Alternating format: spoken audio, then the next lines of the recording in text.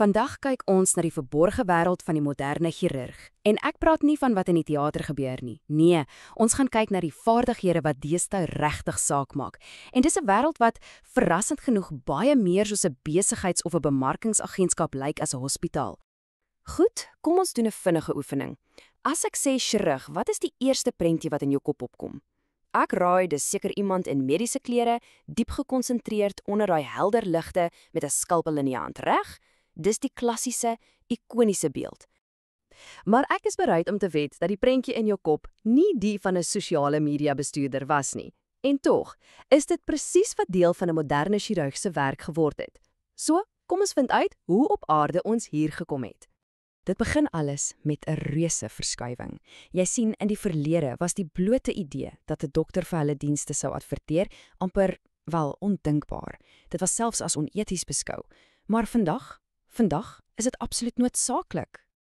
Die kontras tussen toe en nou is regtig soos dag en nag. Voorheen was bemarking vir dokters amper 'n taboe onderwerp. Nou is dit krities vir oorlewing en groei. Dis glad nie meer 'n keuse nie, dis 'n vereiste om kop bo water te hou.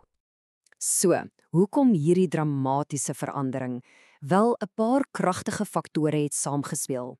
Eerstens, die kompetisie is moordend. Tweedens, pasiënte het verander in verbruikers. Hulle shop nou online vir die beste dokter. Gooi daarbey die groei in elektiewe prosedures en 'n klomp nuwe entrepreneurs wat gesondheidsorg as 'n besigheid sien en die hele landskap het vir altyd verander. Dit bring ons by die oplossing.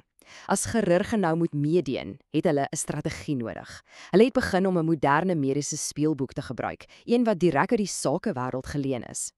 Die heel eerste hoofstuk in hierdie speelboek, handelsmerk bou of branding. Denk hieraan as die praktyk se unieke persoonlikheid, die logo, die slagsprook, die hele gevoel wat jy kry. Die doel is om uit te staan, ja, maar nog belangriker, om 'n verhouding van vertroue met pasiënte te bou. En hierdie speelboek gebruik selfs die klassieke 4 P's van bemarking. Die produk, dis die chirurgiese dienste wat aangebied word. Die prys, dis natuurlik wat dit kos. Promosie, dis hoe jy die woord uitkry. En plek, dis waar die dienste beskikbaar is. Skielik moet 'n chirurg se praktyk presies soos enige ander besigheid begin dink. En hierdie bemarking gebeur op 2 fronte gelyktydig. Eerstens, intern. Dit gaan alles daaroor om 'n ongelooflike positiewe ervaring vir jou bestaande pasiënte te skep. Dis die kragtigste en goedkoopste tipe bemarking, want gelukkige pasiënte vertel ander mense. Dan is daar eksterne bemarking, die meer tradisionele advertensies en promosies. 'n Suksesvolle praktyk het albei nodig om te floreer. En waar kom dit alles vandag bymekaar? In die mees dinamiese en kragtige arena van ons tyd, sosiale media. Ja, ons gaan nou praat oor skalpels en sosiale media in dieselfde asem. Dis 'n vreemde kombinasie, maar dis die realiteit. En as jy dalk wonder hoekom dit so 'n groot ding is, kyk net hierna. Byna 70% van volwassenes in die VSA gebruik ten minste een sosiale media platform. Die potensiële gehoor is massief. Dis 'n gehoor wat geen mediese praktyk vandag kan bekostig om te ignoreer nie. Dink aan Facebook soos die digitale wagkamer.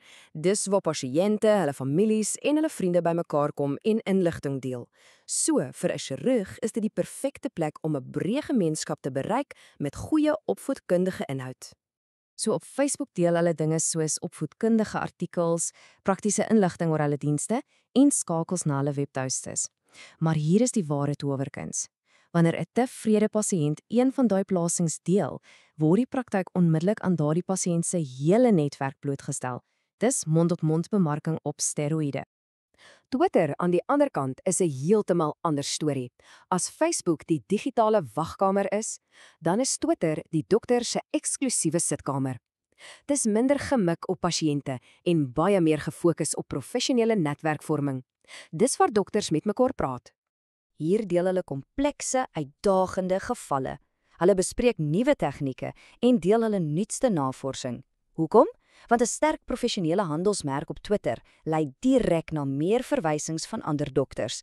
En dit is die lewensbloed van enige spesialispraktyk. Maar, en hierdie is ongelooflik belangrik, jy kan nie net heeltyd probeer verkoop nie. Daar's 'n goue reël, die 80-20 beginsel. Dit beteken 80% van jou inhoud moet regtig waardevol en opvoedendig wees. Slegs 20% moet openlik promosie wees. Die doel is om vertroue te bou deur jou kennis te deel, nie deur jou dienste af te dwing nie. Goed so, dit klink alles dalk baie positief, maar hierdie nuwe wêreld is beslis nie sonder gevare nie. Om aanlyn te wees beteken jy is blootgestel en dit kom met 'n hele rits ernstige etiese slaggate en komplikasies. Een van die grootste vrese is natuurlik negatiewe terugvoer. En kom ons wees eerlik, dit is onvermydelik. Dit gaan gebeur. Die sleutel is hoe jy dit hanteer. Daar is 'n proses. Erken die kommentaar dadelik, wys empatie en dan, die heel belangrikste stap, skuif die gesprek so gou as moontlik na 'n privaat kanaal soos 'n e-pos of telefoonoproep. Die nommer 1 reël is: moenie ooit in 'n openbare aanlyn argument betrokke raak nie. En die rede hoekom dit so krities is omdat die insette ongelooflik hoog is. 'n Direkte aanhaling uit die bronmateriaal maak dit glashelder. Enige inhoud wat jy online plaas, kan jou reputasie skade berokken en ernstige gevolge vir jou loopbaan hê. Onthou altyd, die internet vergeet nie maklik nie. Gelukkig is daar streng etiese riglyne om hierdie slaggate te help vermy. Die kernreëls is eintlik redelik eenvoudig. Nommer 1, beskerm altyd jou pasiënt se privaatheid. Nommer 2, handhaaf professionele grense. Dit beteken geen vriendskapsversoeke van pasiënte nie. Nommer 3, hou jou professionele en persoonlike profiele heeltemal apart. En laastens, wees verantwoordelik, selfs vir die professionalisme van jou kollegas. Laastens, die groot vraag: wat kos dit alles? Want om 'n professionele aanlyn teenwoordigheid te bou en in stand te hou, is nie gratis nie. Dis 'n beduidende belegging in beide jou tyd en jou geld. So, wat beloop die skade? Wel, die aanbevole jaarlikse begroting hang heeltemal af van jou mark. In 'n hoogs mededingende gebied kan 'n praktyk verwag om enige iets tussen 5 en 10% van hulle bruto-inkomste net aan marking te bestee. Dis 'n ernstige besigheidsuitgawe, maak geen fout nie. So, na al hierdie strategieë, platforms en begrotings, kom ons terug by die absolute kern van die saak. Of dit nou deur 'n warm handdruk in die spreekkamer is of 'n hitsmerk op sosiale media, die uiteindelike doel bly presies dieselfde as wat dit nog altyd in die medisyne was: die bou van vertroue. En dit los ons met 'n laaste en dalk die belangrikste vraag. Soos die medisyne al hoe meer soos 'n besigheid begin funksioneer, met marketing en handelsmerke as sentrale pilare, wat beteken dit vir die toekoms van daardie diep, persoonlike en soms heilige verhouding tussen 'n dokter en 'n pasiënt? Dis iets om ernstig oor na te dink.